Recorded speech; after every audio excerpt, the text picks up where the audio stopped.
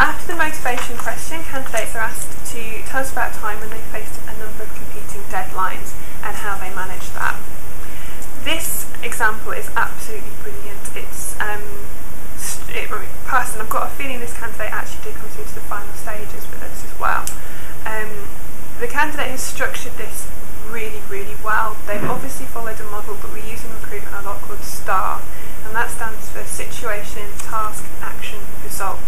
And it's a way of structuring competency-based answers, both written and in interviews, that allows you to ensure that you hit all the indicators that employers are looking for. So how this candidate has used it is in the first paragraph, they very quickly told me what they were doing.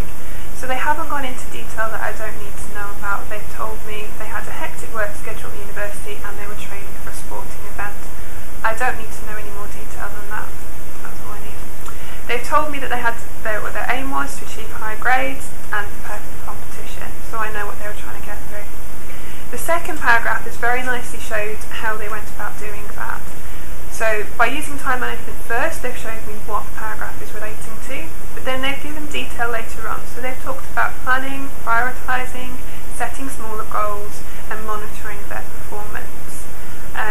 They've talked about how they've motivated themselves, so in this case they've talked about visualising themselves crossing the finish line, and about their academic achievements and how that motivates them.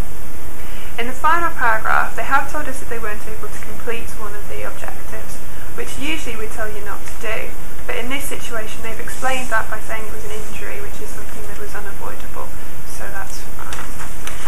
And they finished it off with a nice bit of learning. They told us that if they were to do anything different, they would